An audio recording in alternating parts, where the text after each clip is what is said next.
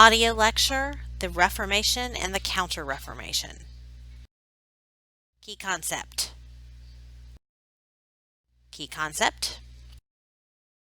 And key concept. First of all, let's talk about an overview of the Reformation. It really is the beginning of modern Europe because it profoundly influenced the development of Western civilization. Protestantism was adopted by states in Northern Europe. Religious enthusiasm was rekindled as a result.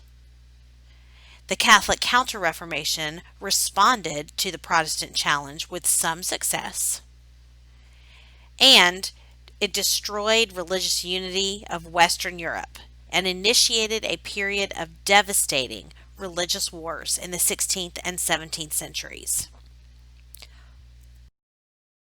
The Protestant Reformation. The causes of the Reformation are going to be dealt with here first. First of all, the crisis of the 14th and 15th centuries hurt the prestige of the clergy greatly. These are things that you all know about already. The Babylonian captivity in the 14th century, the Great Schism right after, also the conciliar movement to try to reform the church also occurred as a result of those crises, and gave the church council more power than the Pope. And it was rejected by several popes in the 15th and 16th century. If it had stayed in place, perhaps reforms would have been made, and the Protestant Reformation would not have had to happen. Corruption in the Catholic Church was rampant, as we've discussed in the past. Simony, or the sale of church indulgences, was one such corruption. For example, in 1487, the Pope sold 24 offices. Reformers were outraged that unqualified people would become bishops or cardinals, very high-ranking officials with a lot of power and clout. Another corruption was pluralism, where an official could hold more than one office at a time, when it's not possible to be in two places at once. Absenteeism was another, where an official was not participating in the benefices, but receiving payment and privileges from those areas. So, an officer in name only, just so he could receive the monies associated with that office.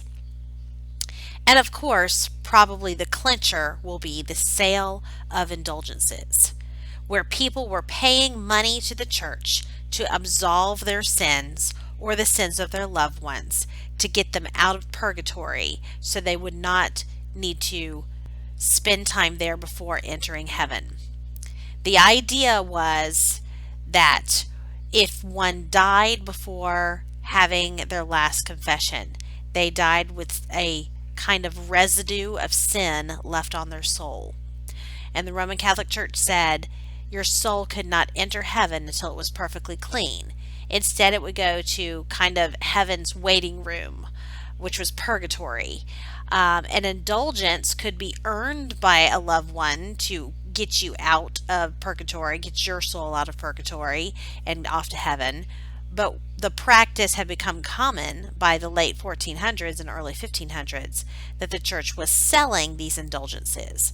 They were selling actual pieces of paper saying that loved ones, or you could buy one for yourself in case you died without having your last rites, pieces of paper that said that you would not have to stop in purgatory, your soul would not have to stop in purgatory, that your soul could go straight to heaven. The money for this was being used for all sorts of things. Some things like the rebuilding of St. Peter's Basilica in Rome, but other things like going into the pockets of certain clergymen who were selling the indulgences. So it became a real problem. Another corruption is nepotism, where a church official would favor family members in the appointment of other church offices. A lot of this was going on with the popes. Popes that had illegitimate children were then giving other big appointments in church offices to their children, like cardinals and such, and bishops, and the monies that came with that.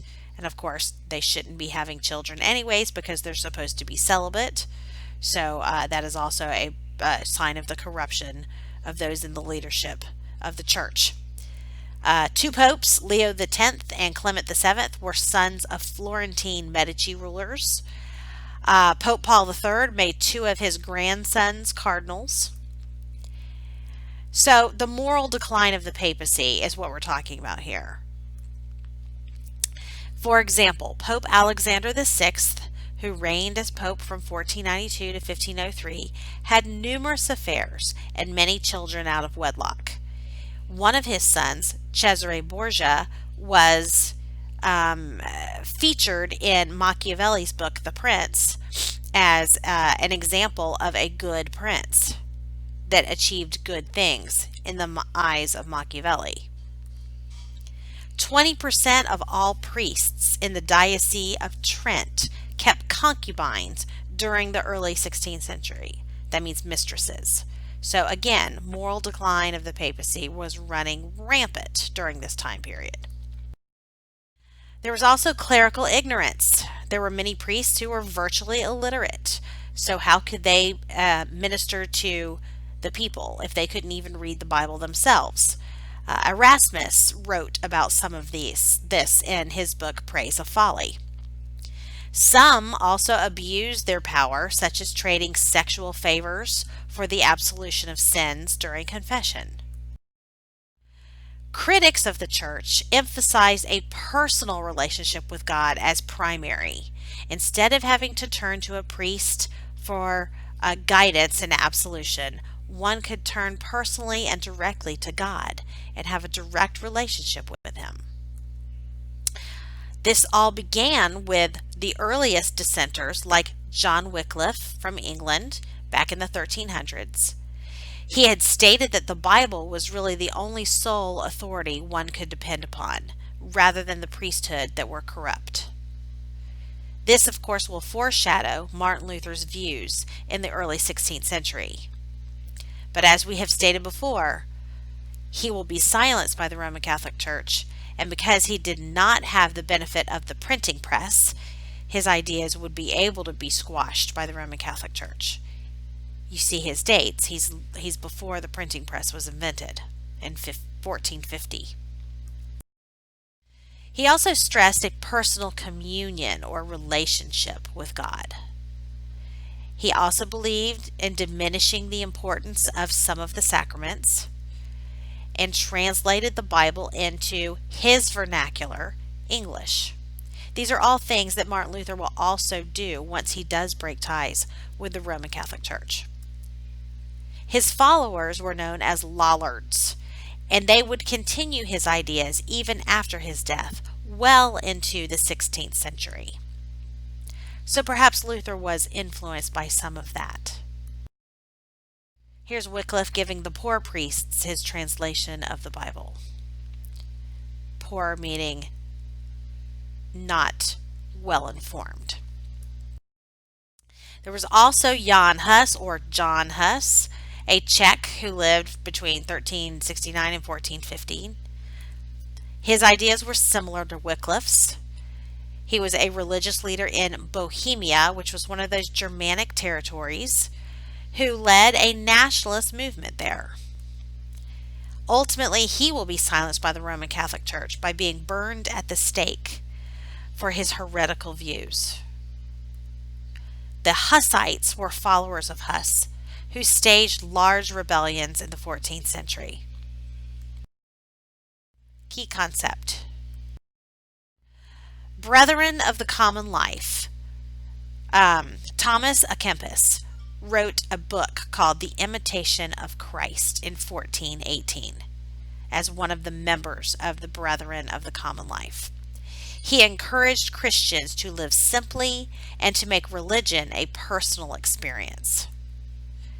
Erasmus, of course, as we know, wrote In Praise of Folly in 1509 or 1511, depending on who you ask, when it was written or when it was published. He criticized the corruption in the church and the hypocrisy of the clergy, as we know.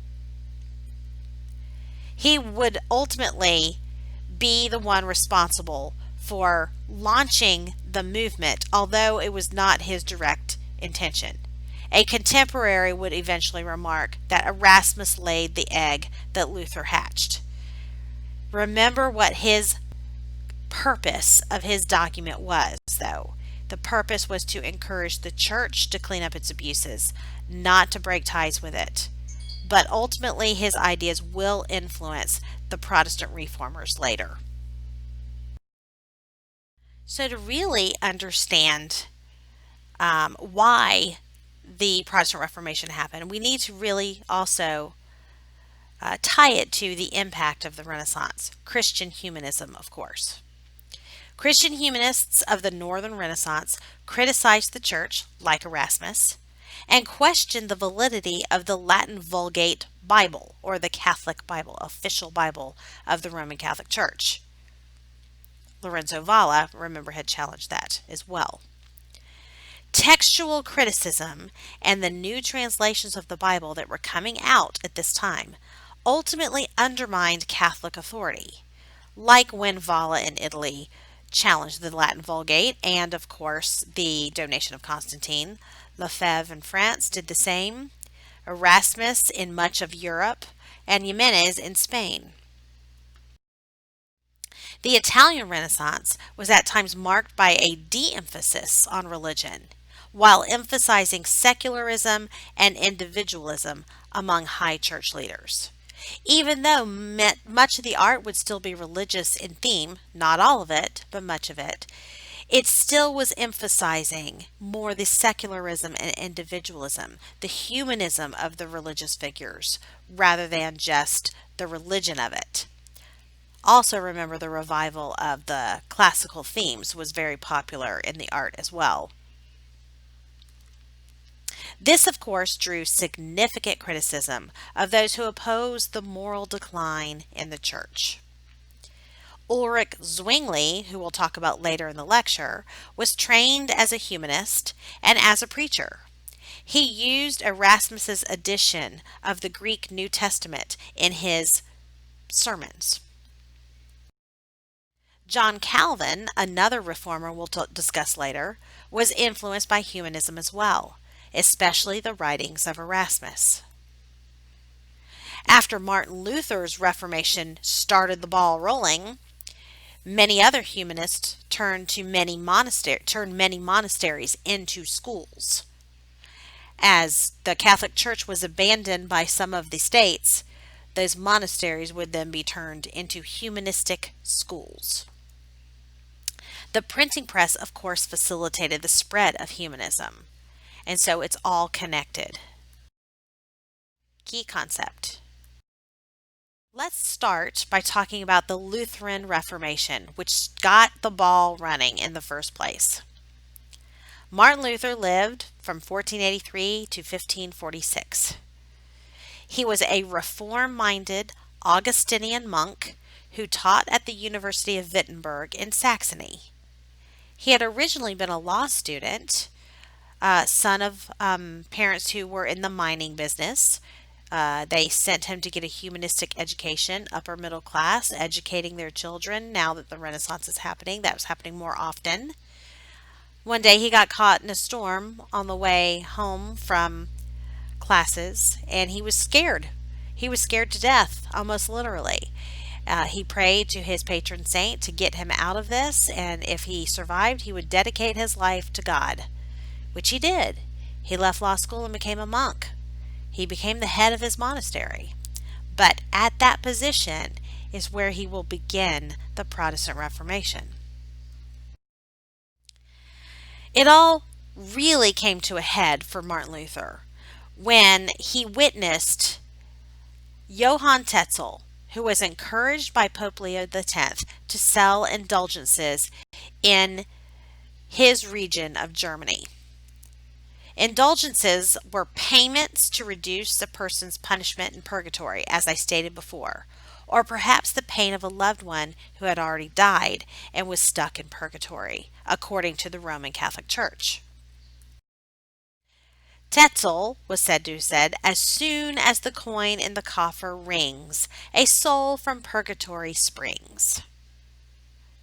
A woodcut illustrating this, the buying and selling of indulgences. They had the papal seal on them, so people thought they were really authentic. Here's another one, another woodcut of Johann Tetzel selling indulgences. Now, Pope Leo X was the Pope at the time. As I stated before, he was looking for additional revenues to pay for the, I should say, reconstruction of St. Peter's Basilica in Rome, in particular the construction of Michelangelo's dome at the top of it. Tetzel's selling of indulgences had become egregious by the time we get to 1517. And this is what will be the straw that breaks the camel's back for Martin Luther. And he will ultimately write a list of 95 complaints against the Roman Catholic Church's practices, of which he was a part. He was a clergy member as a monk, an Augustinian monk, and the head of his own monastery. But by this point, he had recognized the corruption in the church would not be corrected, and so he had no choice but to break ties with the Roman Catholic Church. Luther criticized in the 95 Theses the selling of indulgences, but he went further than others before him by questioning the spiritual and scriptural authority of the Pope to even grant indulgences at all, not just selling them, but granting people salvation. He even questioned the existence of purgatory, because nowhere in the Bible was it stated that there was a purgatory. But the Roman Catholic Church had stated that it was a thing. Whether Luther actually nailed the 95 Theses to the Wittenberg church door or sent them to his resident bishop instead is a matter of historical dispute. But most historians do believe that the nailing of the Theses did happen. The church, his neighborhood church, Wittenberg, Germany. The printing press will facilitate the spread of Luther's work with astonishing speed. Now, originally he wrote the 95 Theses in Latin, again showing you that the intended audience were the church officials. But ultimately, it would be translated into the vernacular German, would be printed and spread throughout Germany, the German principalities, and then will spread beyond Germany as well. You couldn't put the genie back in the bottle. The Roman Catholic Church will not be able to stop the spread, although they will try. Luther ultimately, with his 95 Theses, challenges the authority of the Roman Catholic Church and of the Pope himself. Initially, the Pope, Pope Leo X, viewed the issue of Luther's 95 Theses as an insignificant disagreement between Augustinian and Dominican monks. He failed to recognize the gravity of the situation initially.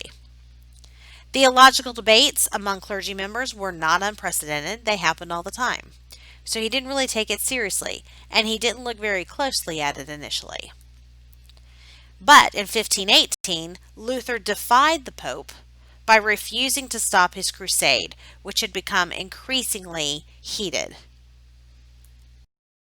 In 1518, Luther, as I said, defied the Pope by refusing to stop his crusade.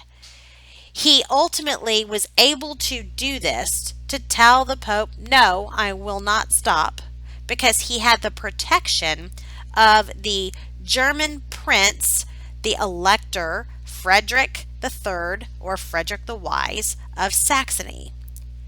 Ultimately, Frederick of Saxony will protect Luther from being condemned by the Roman Catholic Church. Well, he will be condemned, but that he will protect him from being burned at the stake by the Roman Catholic Church.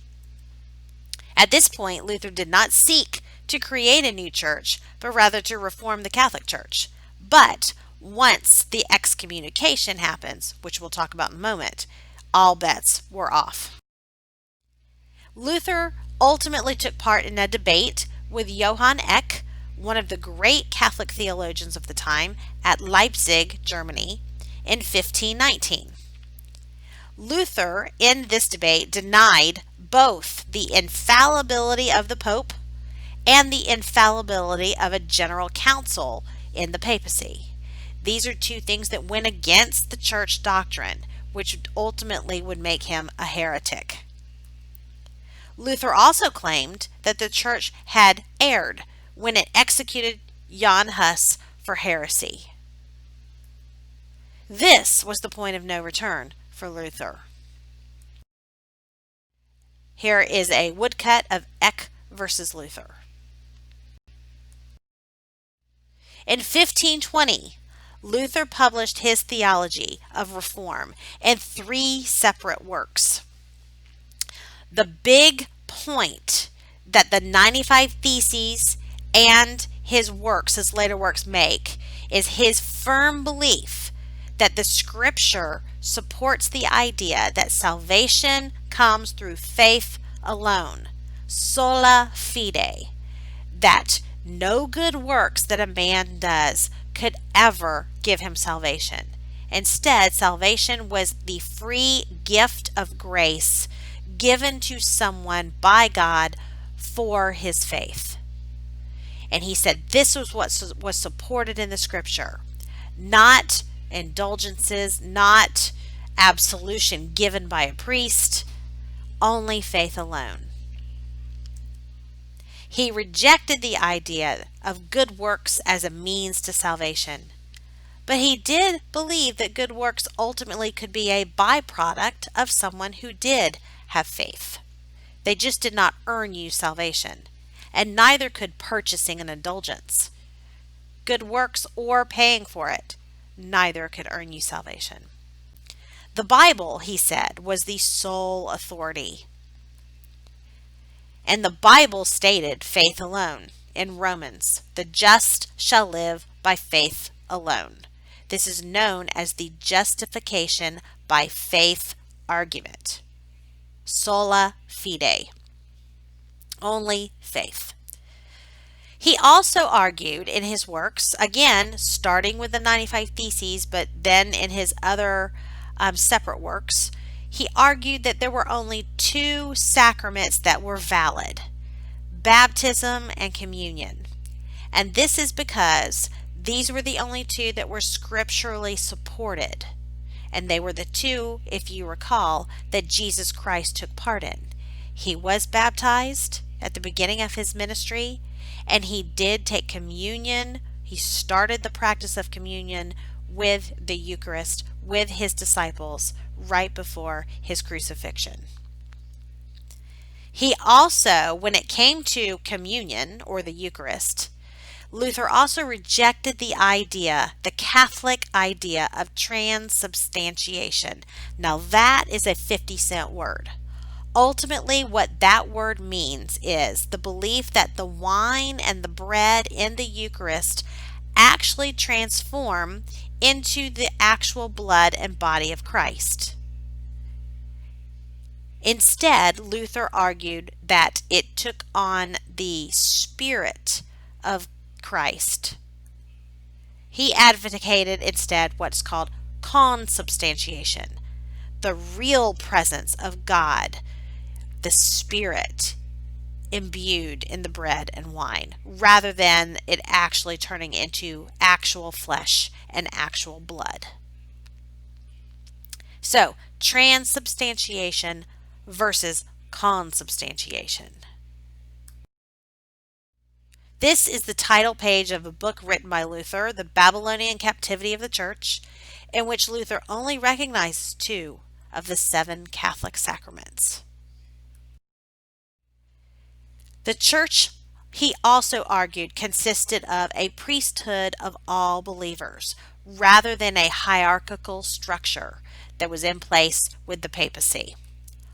Ultimately, this means that Christians were not subject to the Pope's interpretation of the Bible, and as such, they were not subject to any clergy's interpretation of the Bible. That they themselves could read the Bible, they could learn to read the Bible, they could take on the meaning for themselves, they could interpret the scripture for themselves, very humanistic, and they also would be able to have a personal relationship with God as a result. The Bible, he argued, contained all that was needed for a person to lead a Christian life. He did not need the clergy. That's why it's called the priesthood of all believers. A church hierarchy of bishops and priests, therefore, were completely unnecessary. He again criticized the sale of indulgences and simony, the selling of church offices, in many of his works. He also encouraged German princes in those independent German principalities to reform the church in their own states. This is how he got the attention of people like Frederick the Wise of Saxony. This is a way that those princes could get out from under the thumb of the clergy in their realm, and they wouldn't have to keep sending those tithes to Rome every year. They could keep that money for themselves, and they could gain more power in their own realms as tiny, small, new monarchs. He rejected also the Catholic monastic tenets of poverty, chastity, and obedience, so formally broke away from his monastery. Now, by the time we get to 1520, Luther would be excommunicated by Pope Leo X. Luther actually took the papal bull or the papal decree that excommunicated him into the fire, because if he argued that the Pope was not infallible, and if he argued that the Pope could not determine who had salvation and who didn't, the Pope cannot really excommunicate him and damn him to hell. So he ultimately burned the papal bull, showing that he recognized no authority in the Pope at all. Now, Charles V, or Charles V, had gotten involved in this as well. He was in cahoots with Pope Leo X to try to force Luther to stop. They had called him to the Diet of Worms, or Worms as it looks like it's spelled, but it's pronounced Worms, to try to get him to recant. He refused. When he got there, he basically argued, if you can prove me wrong through the scriptures, I'll recant. But as I know you cannot do that, I cannot be anything else. Here are two woodcuts included in Luther's pamphlet, Passional Christi and Antichristi, or Christi. Diet of Worms, like I was mentioning. Okay, so this was ultimately a tribunal of the Holy Roman Emperor Charles V, Charles V, with power to outlaw and sentence execution through stake burning. Now, this was ultimately a legal thing rather than a papal thing. The papal bull of excommunication had already been issued, but now Charles V was trying to prosecute Luther as a legal felon, I guess you would say, or criminal. Charles V, or Charles V, demanded Luther recant his writings, and as we said before, he refused. Very famous quote, he says, "Here I stand, I cannot do otherwise." Ultimately, this will end with the Edict of Worms, where Luther was ultimately outlawed as a heretic by the Holy Roman Emperor Charles V. We already know that he was excommunicated by the Pope. So now he was an outlaw in regular legal actions as well. Now he would be a man who would be hunted. Luther ultimately was able to escape being burned at the stake by the Pope or by Charles V, as a criminal in the eyes of the Roman Catholic Church and as a criminal in the eyes of the governance in parts of the Germanic provinces. This happened because Frederick III, or Frederick of Saxony, Frederick the Wise, had him kidnapped and taken to his castle where he protected him so he could continue to write. He did not tell Luther that he was sending men to save him, quote unquote, which they did. But so you can imagine how frightened Luther was before he arrived in front of Frederick of Saxony and he was told, "You are now safe from persecution." He thought he was being taken to his death. In 1523, Luther translated the Bible into the vernacular German. He actually had seen other previous vernacular translations of the Bible, but he produced his own, what he thought was more definitive vernacular translation. And this profoundly influenced the development of the modern German language. It served also to democratize religion, as any literate German now had access to the scripture. A distinct print culture will develop in Germany and spread to other countries as a result. The Confessions of Augsburg in 1530 was written by Luther's friend Philip Melanchthon.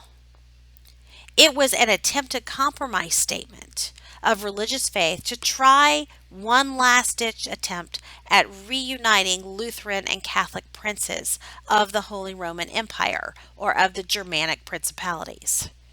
It was rejected, however, by the Catholic princes, and this will ultimately show you why there was religious division between northern Germany and southern Germany for generations to come.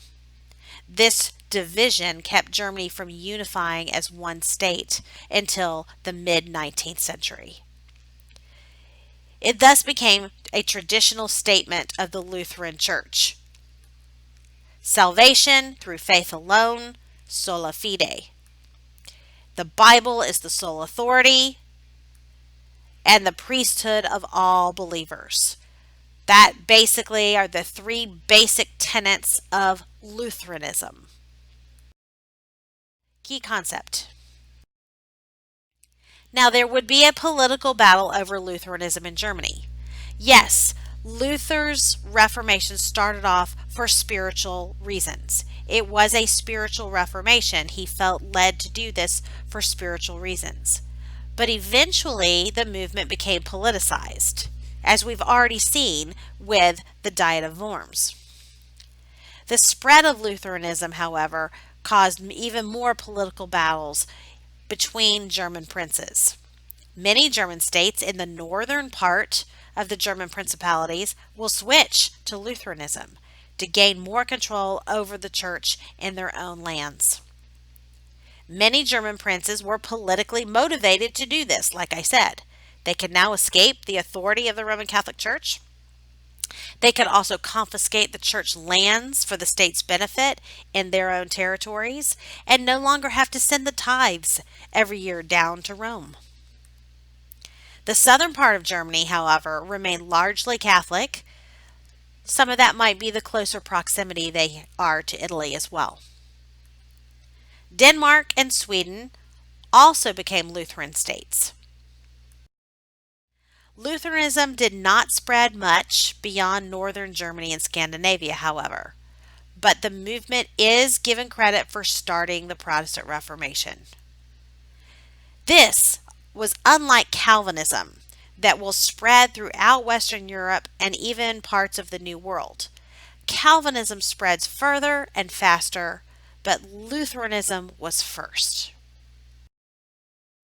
Now, as I said before, Charles V, Charles V, sought to stop the spread of Protestantism and preserve the unity or the hegemony of Catholicism. In this sense, Charles was similar to a medieval emperor in that he was trying to maintain religious unity in Europe, but he was unsuccessful. He was now allied with the Pope in trying to stamp out heresy. Charles was preoccupied with the Turkish threat, however, in Hungary at his southern border, and his dynastic struggles also that continued with the Valois dynasty in France, in particular with Francis I of France. This will ultimately draw his attention away from trying to hunt down Luther after the Edict of Worms. Between 1521 and 1530, Charles was away from his empire. Much of the time was spent in Italy, fighting against the French and also trying to fight off the Turks. Thus, Charles could not focus his military solely at Germany at a time that Protestantism was spreading vigorously in the northern territories. Key concept. Now, another political byproduct of Luther's Reformation was the German Peasants' Revolt that happened between 1524 and 1525. The 12 Articles in 1525 was where German peasants demanded an end of serfdom and tithes and other practices of feudalism that oppressed the peasantry, like hunting rights. They believed that since Luther had launched this massive rebellion against the, authority figure of the Pope, that perhaps he would support their efforts in trying to make some real social and political changes throughout those German territories. They were wrong in assuming that. Many of these peasants, even though they were inspired by Lutheranism, would be rejected by Luther. In his writings, he speaks out harshly against their attempts at reform, at political reform. You see, this makes sense, right? Because it was the German princes, people like Frederick of Saxony, who were protecting Luther from being, persecuted by Charles V or by the Pope. So why in the world would he go against them? He wouldn't. He was not a political revolutionary. He was a religious revolutionary only. Luther's views on the peasant movement were somewhat conservative. As I stated before, while Luther advocated religious reform, since God's realm was not a worldly one, he believed people should obey their political authorities. It was different. Luther may have sympathized with some of the complaints of the peasants, but he was disgusted with the violence of the peasant movement. He admonished German princes instead to violently stamp out the revolt, and he chastised the peasants for rebelling against their masters. As many as 100,000 peasants died during this year-long uprising. Both Catholic and Lutheran forces took part in squashing the revolt, ultimately, because it ended up spreading beyond just the northern German principalities into southern principalities as well. Here's a map of the peasant revolts. They spread all over. Key concept. Now, northern Germany. By 1531, there was a league called the League of Schmalkalden. It was formed by the newly Protestant or Lutheran princes to defend themselves against Charles V's drive to re-Catholicize Germany. Okay, this of course is after he had won his victories over the French king in Italy. He had also by this time sacked Rome, new pope that he didn't like, sacked Rome. So now he could turn his attention back to trying to drive out the Protestants in Germany.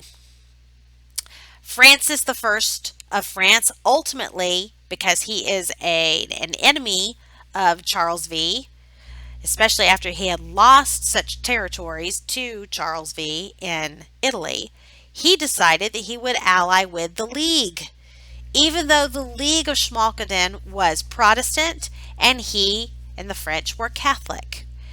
This happened between 1535 and And this shows you that Francis was a new monarch, that Francis the First Valois dynasty recognized that the political realm, him trying to hurt his political enemy, ultimately was more important than the religious differences that he had with the league that was fighting against him. The enemy of my enemy is my friend. France tried to keep Germany divided because that would mean France would be stronger, even though France was Catholic. Ultimately, the goal was always for France to hurt the Habsburg dynasty, especially the Habsburg dynasty in Austria. That back and forth had gone on for years, as we know. This conflict played an important role in the long-term political fragmentation of Germany ultimately. Catholic unity in Germany never again occurred. Though Charles V, was finally victorious over the League of Schmalkalden in 1547. By that point, Lutheranism had spread and taken hold there as well as in much of Central Europe. Charles, by the 1550s, was forced to give up on restoring Catholicism in all the German states of the empire. This eventually leads to what's known as the Peace of Augsburg, 1555, a compromise or a draw of sorts.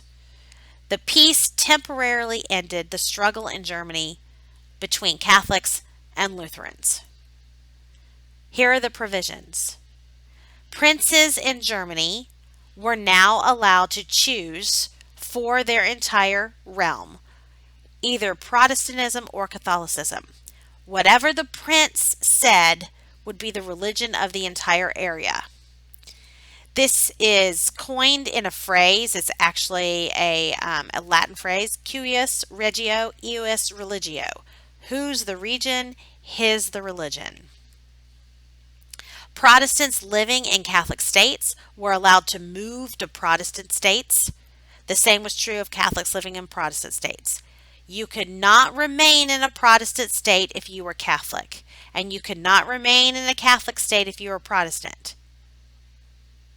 Everyone had to convert to whatever the prince said or move.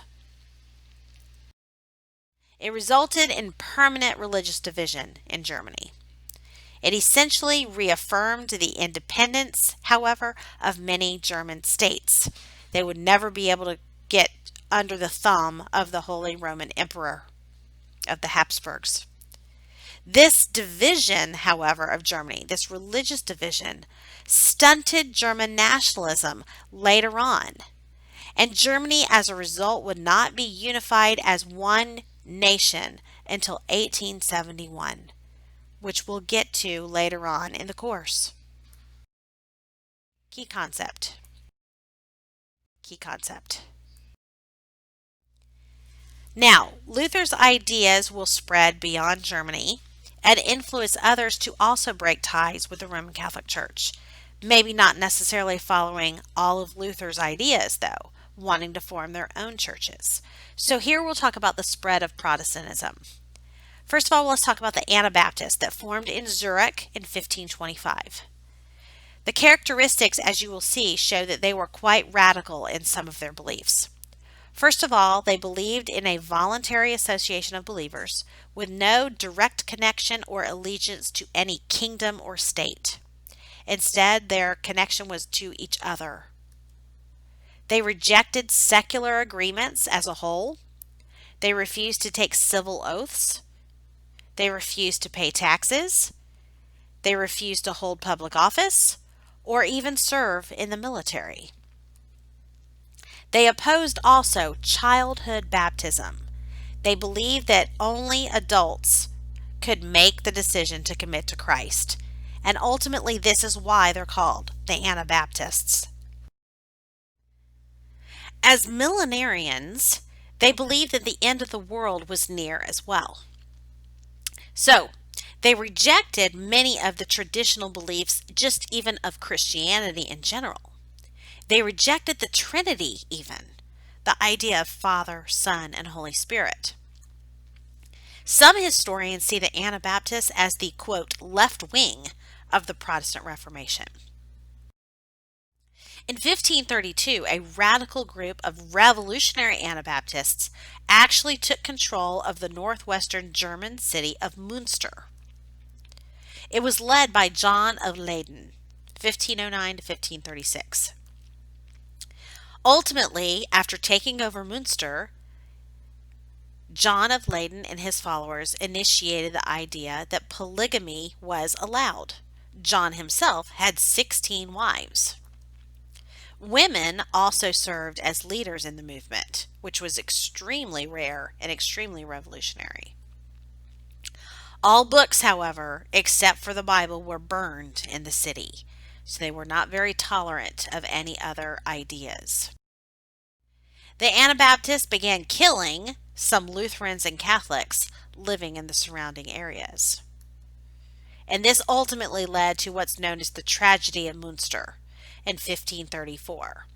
Combined armies of Protestant and Catholic forces ultimately captured the city and executed the Anabaptist leaders. The bodies of the executed Anabaptist leaders were publicly displayed in iron cages hanging from St. Lambert's Church for many years. The cages are still there, even though the bodies are not. You can see them here in this picture. It's pretty gross, right? Long-term impact of the Anabaptists, though? Well, the Mennonites, ultimately founded by the Dutch leader Menno Simons, were descendants of the Anabaptists.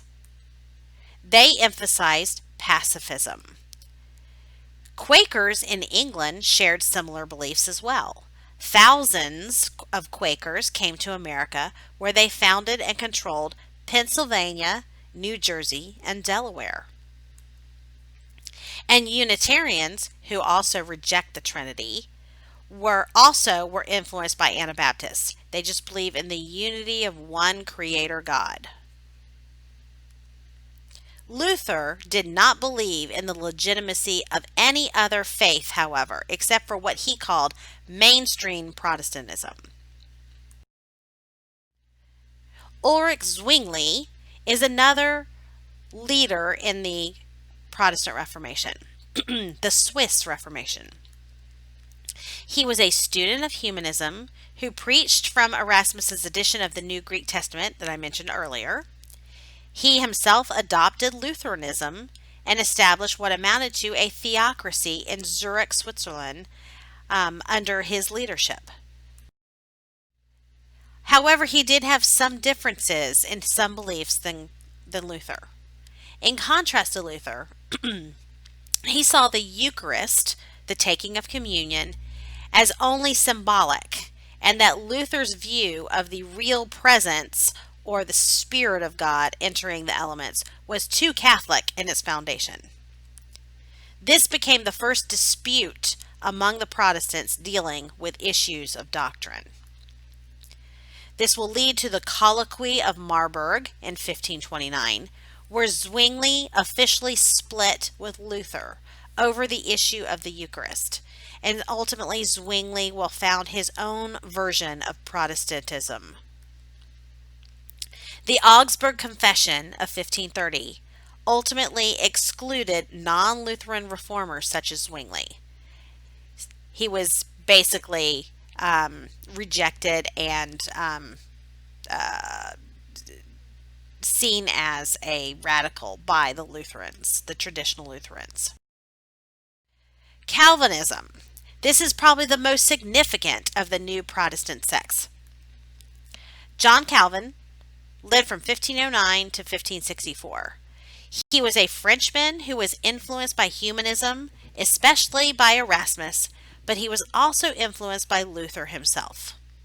He was able to get a copy of Luther's 95 Theses, and he was very much inspired by it. Ultimately, because he was living in France, which was ultra Catholic, he would be exiled to Switzerland due to his religious reform ideas. Switzerland, same place that Zwingli had been, but a different city, Geneva, Switzerland, instead. While living in Geneva, Switzerland, Calvin continued to work on his ideas for a new Protestant church. And he came up with some ideas that he wrote down in his book, The Institutes of the Christian Religion, published in 1536. This is Calvin's foundational work for Calvinism. And the biggest tenet is his belief in predestination.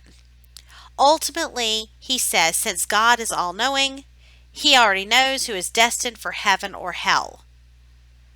So, like Luther had argued, good works do not get you into heaven. Good works are not sufficient for salvation. But he also emphasized that there is no free will since God has already made his decision. So, perhaps that doesn't mean that justification by faith alone, which kind of gives the idea that the person has a choice to choose faith or not. He didn't believe in that either. So this is where he was at odds with Luther. He did believe, however, that good works were a sign that one has been chosen for salvation. It could be, but there was no way to ever know for sure. He called these outward signs of the possibility that you are one of the elect, those chosen for salvation.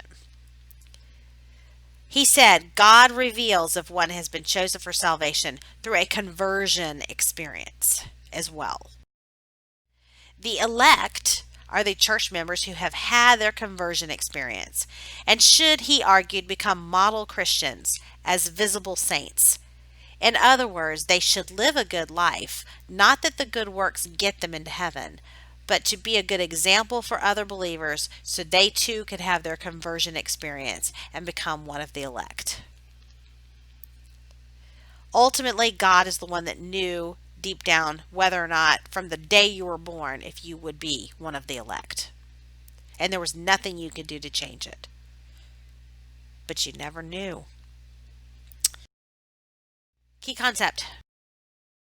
Calvin ultimately took over the government in Geneva, Switzerland, where he had moved, by 1540. Geneva then became the new center of the Reformation in Europe as a Calvinist theocracy. Geneva became home to Protestant exiles from England, Scotland, and France, who then later returned to their countries with Calvinist ideas. The English Calvinists would eventually become the Puritans. The Scottish Calvinists would eventually become the Presbyterians. And the French Calvinists would become known as the Huguenots. Like Zwingli in Zurich, Calvin believed church and city should combine to enforce Christian behavior. Only those committed to following Calvinism were allowed to live in the city. So again, not very tolerant of other ideas. Calvinism was the most militant and uncompromising of all Protestant sects. The consistory was a judiciary made up of lay elders that had the power to impose harsh penalties for those who they saw as disobeying God's laws. And the consistory is what the Puritans will use when they come to the New World and they establish a stronghold in Massachusetts. Many of you may have heard of the Salem witch trials. That basically was a Puritan consistory that was imposing harsh penalties on those that they thought were disobeying God's laws by practicing witchcraft. Michael Servetus was a Unitarian humanist from Spain, ultimately was burned at the stake in 1553 for his denial of the Trinity by Calvinists. The Protestant work ethic, however, is something that we do associate with Calvinists. Calvinists later stressed the importance of hard work and accompanying that financial success. They saw this as a sign that God was pleased with his people and that perhaps that meant they were part of the elect. Why would God allow you to be successful in your business through your hard work if you weren't one of the elect and you could use that wealth for good? The spread of Calvinism will have a greater impact on future generations than Lutheranism as a result. Scotland, like I said, will have Presbyterianism, established in 1560 by John Knox. Presbyters governed the church. They were like the consistory. It became the dominant religion in Scotland by the end of the 1500s. Huguenots, or French Calvinists, were brutally suppressed in France, however, especially under the leadership of the Bourbon monarchs like Louis XIV. They were especially strong among the nobility, although Calvinism saw converts from every social class. We'll talk about how the Huguenots in France ultimately get involved, the nobles that had joined the Huguenot faith ultimately get involved in a series of wars between different branches of the royal family.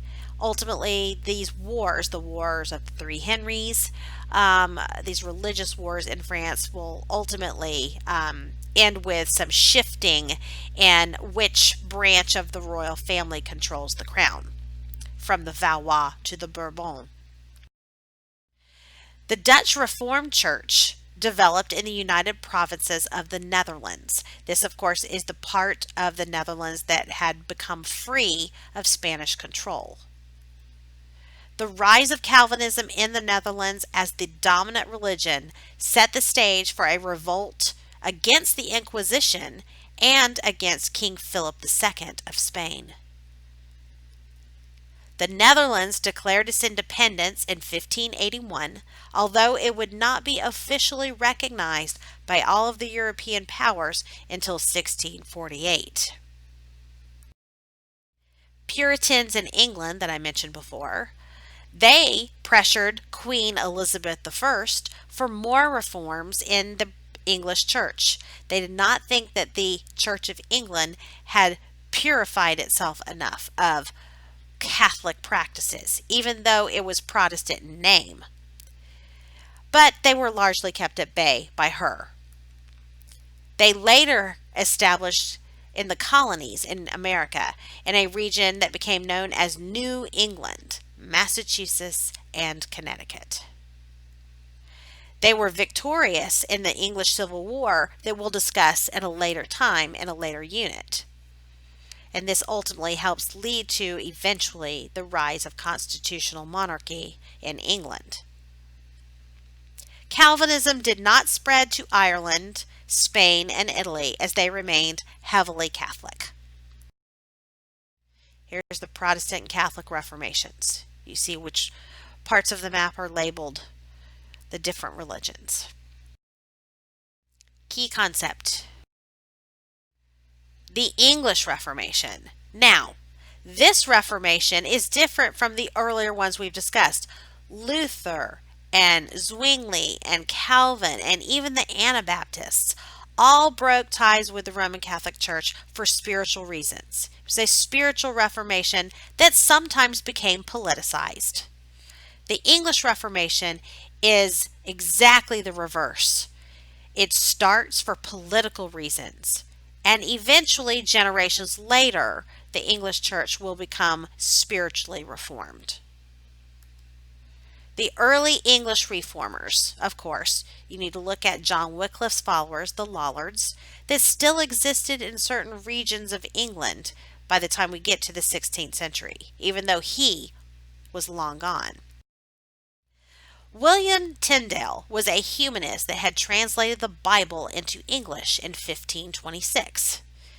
It became the basis eventually for the King James Version of the Bible in the early 1600s. Tyndale, however, during his life was hunted down and executed in 1536 after thousands of English Bibles had made their way to England. He had been living elsewhere. His Bibles were seen by the authorities as dangerous, even though by that point, 1536, England had become Protestant. Since they were Protestant really in name only, not really in practice, they did not recognize the validity of this translation of the Bible. And only Latin or Greek translations were allowed in the Church of England. So they saw this Bible as heretical, and Tyndale ultimately would be executed. Tyndale had also refused to recognize King Henry VIII's leadership of the Anglican Church. That is probably the true reason he was executed, as would Thomas More. So let's talk a little bit about old Henry VIII and this English Reformation. Henry VIII will rule England between 1509 and 1547. He was the second of the Tudor monarchs, his father being Henry VII. He had earlier been a really staunchly conservative Catholic who supported the church and the Pope and opposed Protestant reforms altogether. He had initially thought he would become a priest, being the second son of King Henry VII. But when his brother died before he became king, quickly Henry VIII becomes the next in line for the throne. So he was a staunch Catholic for most of his life. So what in the world will make him break ties with the Roman Catholic Church? Well, it all has to do with keeping the line in charge, keeping the family line, the Tudor dynasty, intact. One of the earlier things that he had published, just to show you how Catholic he was the defense of seven sacraments, where he vehemently criticized Luther's views. He had received a copy of Luther's 95 Theses, and he was appalled by it, saying how sacrilegious it was. By publishing his own defense of the seven sacraments, which was like a counterpoint, a counter-argument to Luther, he will receive a medal from the Pope at the time. It was Pope Leo X, called Defender of the Faith, a medal called Defender of the Faith. So it seems very strange that this is a man who will eventually break ties with the Roman Catholic Church himself. He will. Again, like I said before, the Pope had awarded Henry with the title Defender of the Faith, gave him a medal, and since the 14th century, the English Catholic Church already had a significant degree of autonomy, meaning that they were able to choose their own bishops, much like we had seen happen in France. Kings had the power to appoint bishops, something France did not gain until 1516 with the Concordat of Bologna. So why in the world would he need to break ties with the Roman Catholic Church? Well, Henry ultimately sought an annulment from his wife, Catherine of Aragon. She was the princess of Spain. She was the daughter of the King and Queen of Spain. And after being married to her for many years, for I think like 15 or 16 years, she was unable to bear him a son that could survive infancy. The only child that she and Henry had that did survive infancy was the Princess Mary. Only one daughter, as I said, Mary, had survived out of 5 childbirths. So Henry believed that Catherine was cursed, that he ultimately was cursed for having married her. Having a son, you see, was necessary to preserve the strength of the Tudor dynasty. Not that there was anything on the law books that said a woman could not inherit the throne, but it had never happened before. So, since he was only the second monarch in the Tudor line, he believed it was imperative that he have a son to secure the Tudor line. Mary had his daughter with Catherine was also betrothed to the Dauphin of France. That's the son of the king, the one that's standing in line, the next in line for the throne. If she inherited the throne from Henry, England would become subject to French control. He also was very concerned about this. So he ultimately wanted to have a son, and Catherine ultimately couldn't give him one. Henry believed, because of this, that God was punishing him for having married his brother's widow. Ultimately, you see, Catherine of Aragon had been promised, she had been betrothed to Henry's older brother prior to his death. Ultimately, they really were married, but she had stated that they had never been in the same home for any night since their marriage. They've been married kind of by proxy, and therefore their marriage had never been consummated. Because she argued, and there was inspections made that said that she was telling the truth, the Pope at the time that Henry VIII was becoming king agreed to allow her to marry Henry since Arthur was now dead. But now, years later, Henry is believing that that was a mistake, that the Pope should have never allowed him to marry Mary. That ultimately that shows the Pope was fallible, not infallible. And he argued this by using the book of Leviticus in the Bible, a passage referenced saying, "Thou shalt not take thy brother's wife, lest you remain childless." Well, folks, he wasn't childless. They had a daughter, but he argued that because he didn't have a male child, that was what God's punishment for him marrying Catherine. So he ultimately was using this to argue with the Pope to give him an annulment.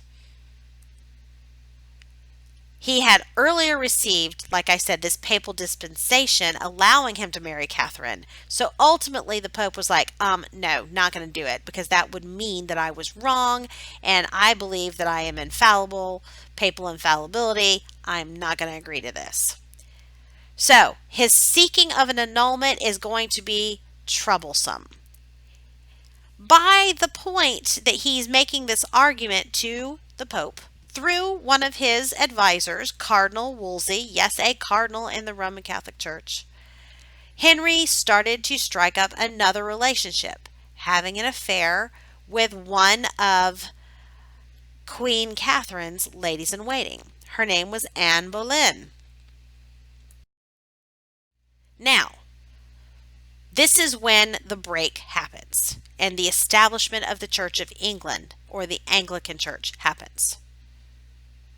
Pope Clement VII refused to grant a papal dispensation, saying that his cousin, Pope Leo X, had been incorrect in letting the marriage happen in the first place. And so he ultimately said, no, I will not grant you an annulment or a divorce.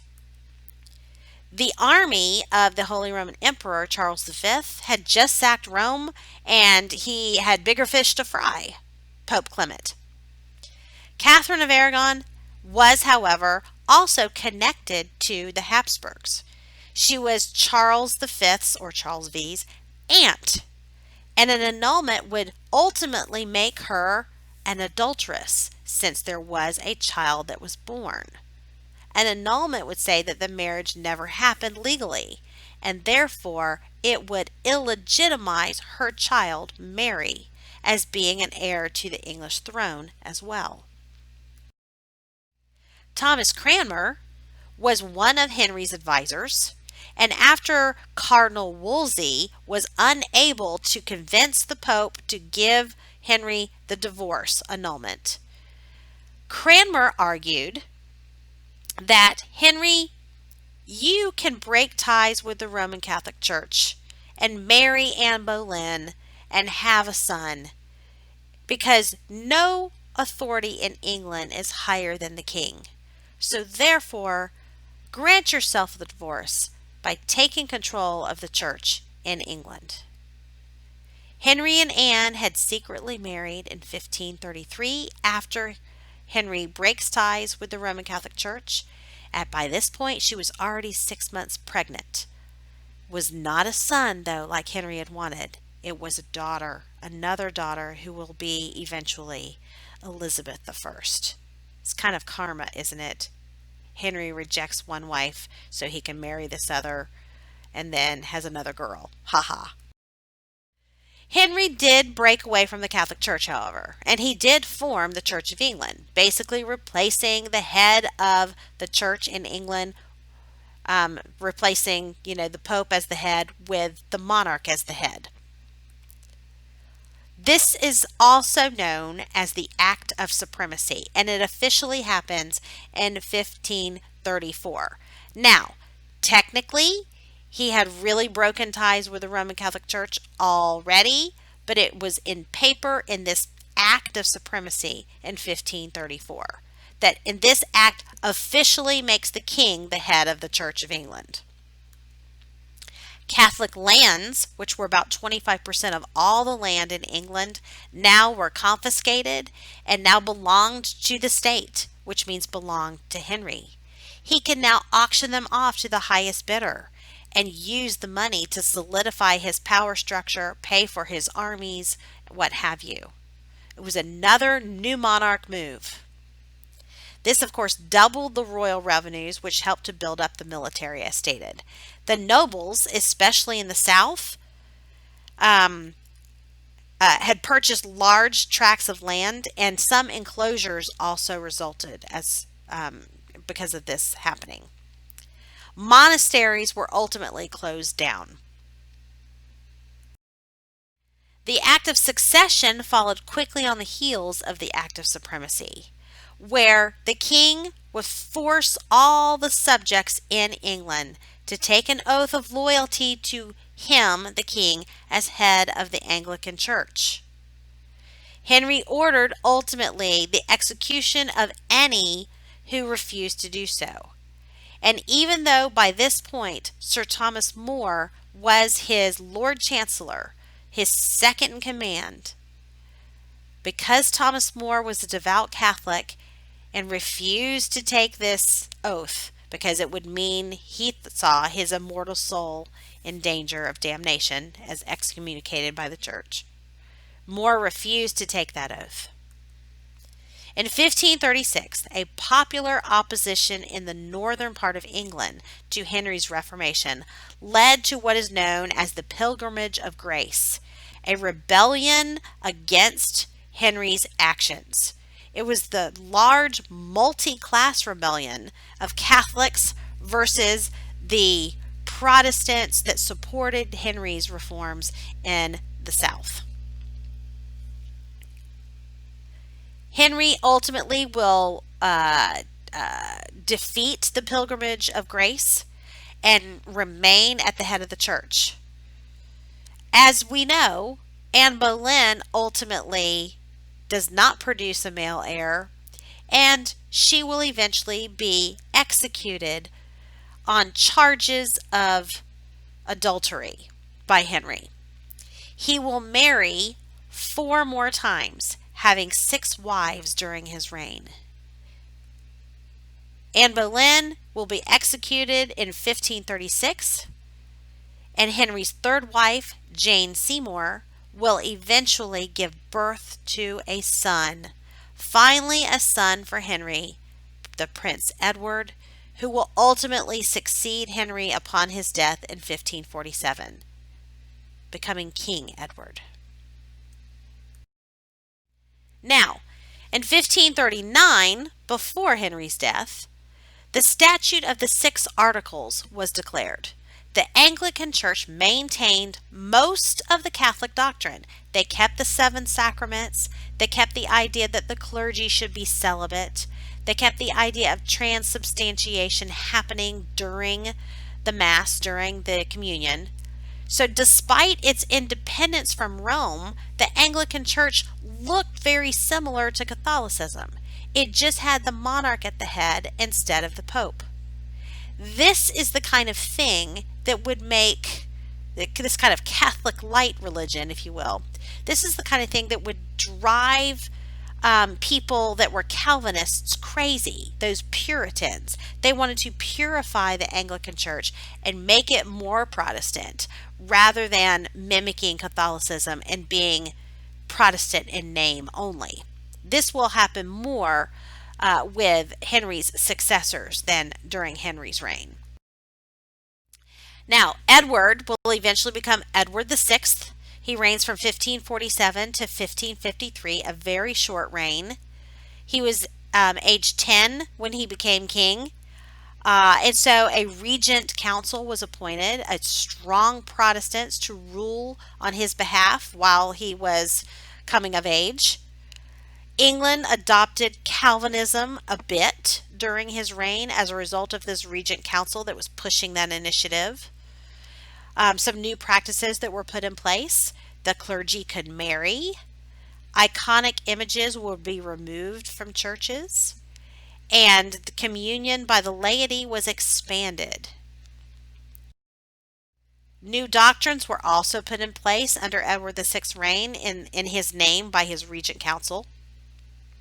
The idea of salvation by faith alone would be stressed in the doctrine, like Lutheranism, the denial of transubstantiation, and the belief that only two sacraments, baptism and communion, were valid and were biblically based. Now, this would have been fine, and England probably would have not kicked the Puritans out later on had Edward not died prematurely. Edward VI dies a premature death in 1553, and this led to a religious struggle among Protestants and Catholics within the Kingdom of England, because there were still Catholics there, even though they were outnumbered. This is because the next person in line for the throne was the oldest sister, the oldest child of Henry VIII. But since she was a girl, she couldn't inherit first. The boy inherits before the girl. But then it goes in the line of which comes next, and that would be the oldest girl. This was Mary Tudor, who will reign in England from 1553 to 1558. And if you recall, she was the daughter of Catherine of Aragon of Spain. She was the jilted daughter. She was the daughter that was basically bastardized by her father's marriage to Anne Boleyn and the forcing of the English citizenry of signing off on the Act of Succession, which would ultimately say the heirs of Henry and Anne at the time would be the next in line for the throne. Of course, it didn't end up being that way, but anyhow, she felt like she had something to prove. Okay, she was raised Catholic. She was raised for the last half of her life in Spain with her jilted mother, or right on the outskirts of Spain. And she tried to unsuccessfully reimpose Catholicism in England.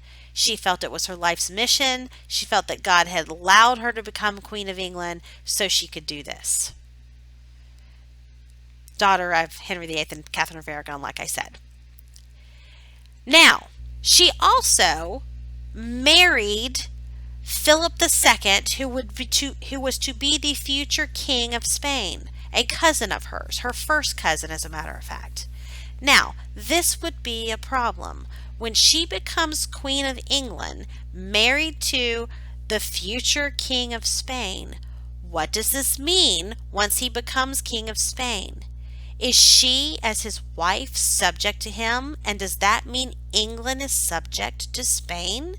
This, of course, was not going to sit well with British or English citizens, whether they were Catholic or Protestant. Ultimately, she rescinded Henry's and Edward's religious legislation, completely nixed them, and tried to turn back the clock to Catholicism.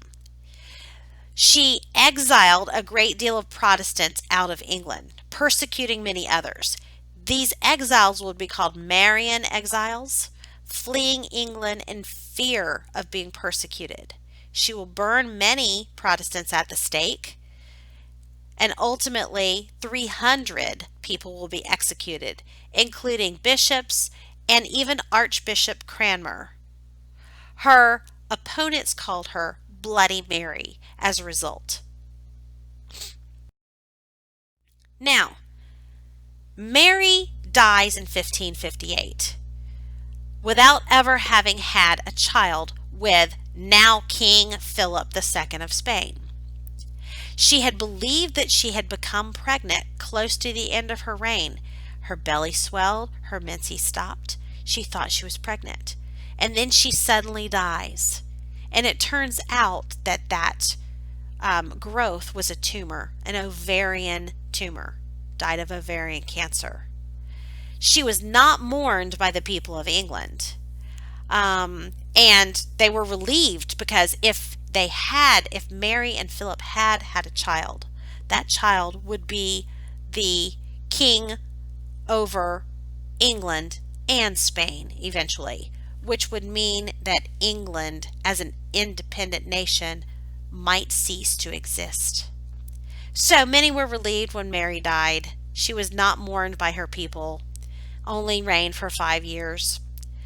But next in line for the throne, since she had no heir, so Edward VI had no heir, so his oldest sister became queen. Now Queen Mary dies with no heir, so her younger sister becomes queen.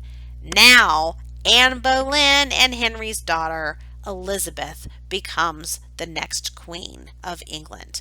Queen Elizabeth I, who reigns from 1558 to 1603. And what a queen she was!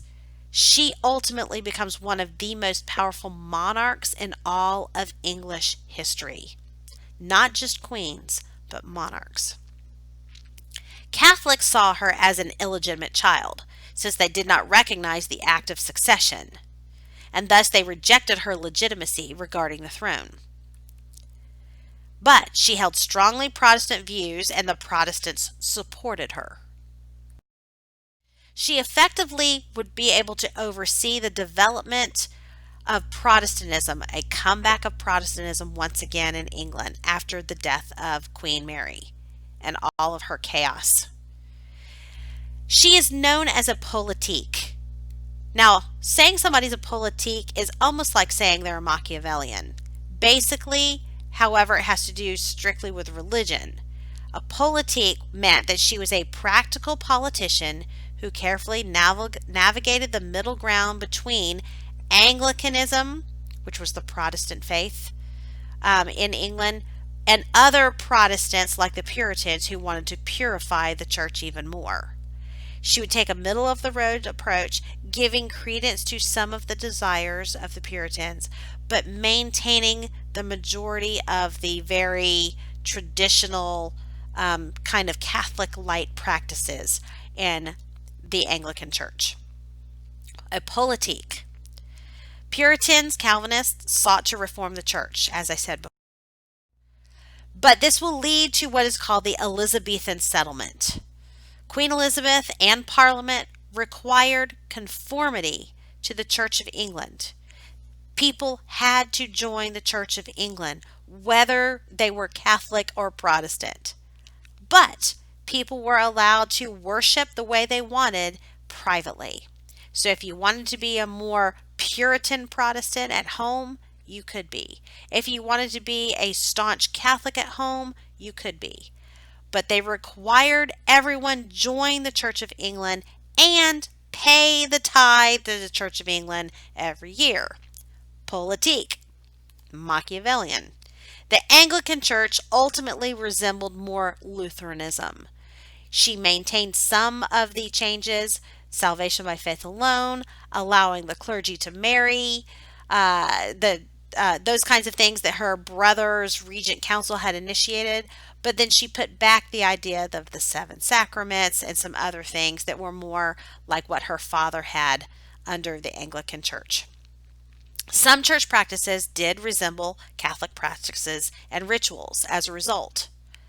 But the Book of Common Prayer was instituted in 1553, which ultimately meant that the majority of the service in the Anglican Church would be done in English, so people could understand what was being said by the Anglican priests. Catholicism will remain, especially among some of the gentry, especially those living in the north, but it couldn't be practiced openly, only privately. The services, as I stated before, were given in English. The monasteries would not be reestablished.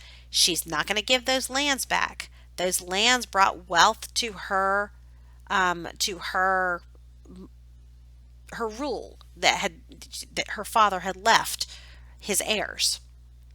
The clergy was allowed to marry, though, like I said before, and everyone, like I said, was required to attend the Anglican church services, and you were fined if you were absent.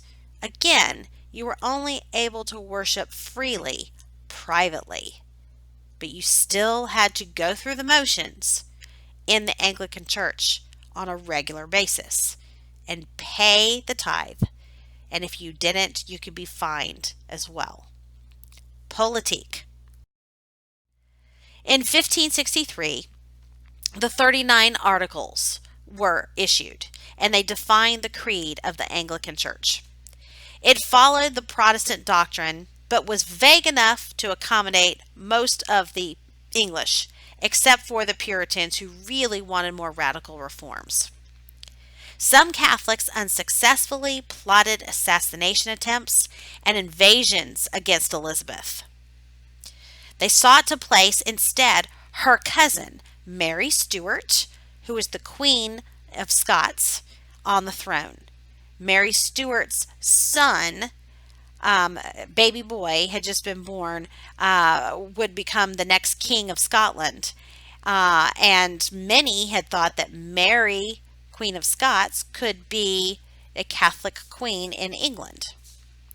To relieve the threat of Mary, Queen of Scots supporters trying to put her on the throne, Elizabeth agreed first to imprison Mary in the Tower of London and then eventually to execute her, beheading her.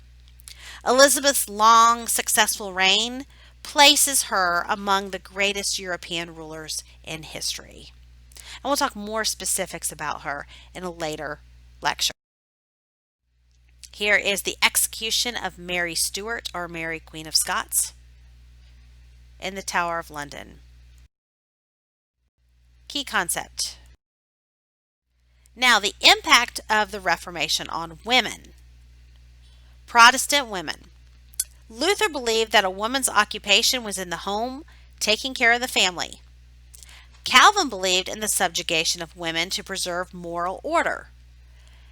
Protestant churches had greater official control over marriage than did the Catholic Church also. They suppressed common law marriages, which were actually common in Catholic countries. Catholic governments followed the Protestant example, ultimately, and we'll see more how that's going to come into play later. Marriage became more companionate, emphasizing the love relationship between a man and a wife under the Protestant Church. For example, Luther eventually married a former nun named Katharina von Bora, who shared his views. Luther also believed that sex was an act to be enjoyed by a husband and a wife, not just an act of procreation. An increased emphasis on teaching people to read the Bible resulted in an increase in women's literacy, ultimately. Mothers were often expected to teach their children how to read. And, of course, they learned how to read the Bible. Schools for girls were developed throughout Germany. And increased literacy led to the rise of a print culture, as stated before. Protestant women, however, did lose some opportunities in church service that many Catholic women pursued, like becoming nuns, a way for you to receive a better education. Women gradually in Protestant countries lost rights to manage their own property or to make legal transactions in their own name. Catholic women. Women continue to enjoy some opportunities in the church through those religious orders, becoming nuns. I know it doesn't sound like it would be very fun to a modern woman, but ultimately you could escape having to marry a creepy old man when you were like 13, 14 years old and he was like 40. And you could also learn the humanistic style of study. Angela Merkel was the founder of the Ursuline Order of Nuns in the 1530s, and it was founded specifically to provide education and religious training to women. It sought to combat heresy through Christian education. The Ursulines spread to France and the New World. Teresa de Avila was a major Spanish leader of the Reform movement for monasteries and converts in Spain. She preached that individuals could have a relationship with God through prayer and contemplation, however. So even though she was Catholic, she preached an idea that many Protestants had fostered, this direct relationship between God and the believer through prayer and contemplation. Key concept. So obviously the Roman Catholic Church is not going to take this lying down. They're going to respond to the Protestant Reformation in a couple of different ways. This is why it's sometimes called the Catholic Reformation, but it's sometimes called the Catholic Counter-Reformation. It's important to recognize something when we talk about the Catholic Counter-Reformation. It's a two-pronged thing. It is both a counterattack on Protestantism, but simultaneously it is finally a reforming or a reformation of the Catholic Church, cleaning up the abuses that have plagued the Catholic Church for so many years. So, background. Was it a response to Protestantism or a parallel reform movement? The Catholic Reformation and the Counter-Reformation were not mutually exclusive. However, it was successful in stemming the tide of Protestantism in some areas. Pope Paul III, who reigned as Pope between 1534 and 1549, is probably the most important pope in reforming the church and challenging Protestantism. Rather than instituting new doctrines, he sought to improve church discipline through existing doctrine, better understanding the doctrine that already exists, and insisting that the priests understand it too. The Catholic Reformation was both a response to the gains of Protestantism and the response to critics within the church that abuses needed to be reformed. The Council of Trent is a perfect example of this, a tool used by the Roman Catholic Church. The Council of Trent, really, it was 3 sessions that happened between the years 1545 and 1563. The Council of Trent will establish Catholic dogma for the next 4 centuries. They placed equal validity of the scriptures, of church traditions, and of the writings of church fathers. Salvation through both good works and faith was stressed, and all 7 sacraments were reiterated to be valid. Transubstantiation was reaffirmed as truth. Monasticism, the celibacy of the clergy, and purgatory, the existence of purgatory, were also all reaffirmed at the Council of Trent. So ultimately what the Council of Trent does is it underscores Catholic doctrine and kind of defines it in a more direct way. It doesn't change the doctrine, but it takes ideas from Protestantism and counterpoints them. If the Protestants say that the validity of the scriptures is the only thing you can trust in, the Catholic Counter-Reformation says no, it's scriptures as well as church traditions and practices and writings of Christian fathers. If the Protestants say Salvation is the only thing that gives you faith. The Catholic Church says, nope, it's salvation and good works. You see what I'm saying here? Point, counterpoint. The Council of Trent also approved the initiation of what's known as the Index of Forbidden Books. Sometimes it's called the Index of Prohibited Books. Ultimately, any book that was seen to support Protestantism or that were seen by the church to be overly critical of the church, which included the writings of Erasmus, they were banned from Catholic countries. Anyone possessing books listed on the index could be punished severely, including being brought before the Inquisition and, if found guilty of heresy, burned at the stake. Church reforms were enacted by the Council of Trent, though. Abuses in the sale of indulgences were curtailed. Sales of church offices were also curtailed. Bishops were given greater control over the clergy in their realms. And seminaries were established to train priests and how to administer to their flocks. So you didn't have those, know-nothing priests anymore. New religious orders were also established as part of the Catholic Counter-Reformation. Religious orders like the Jesuit order, also known as the Society of Jesus, founded in 1540 by Ignatius Loyola. He organized the Jesuits in a military fashion. He had been a military man who had become injured, and while he was convalescing in a hospital, he had a change of heart and decided he would dedicate the rest of his life to fighting against heresy for God.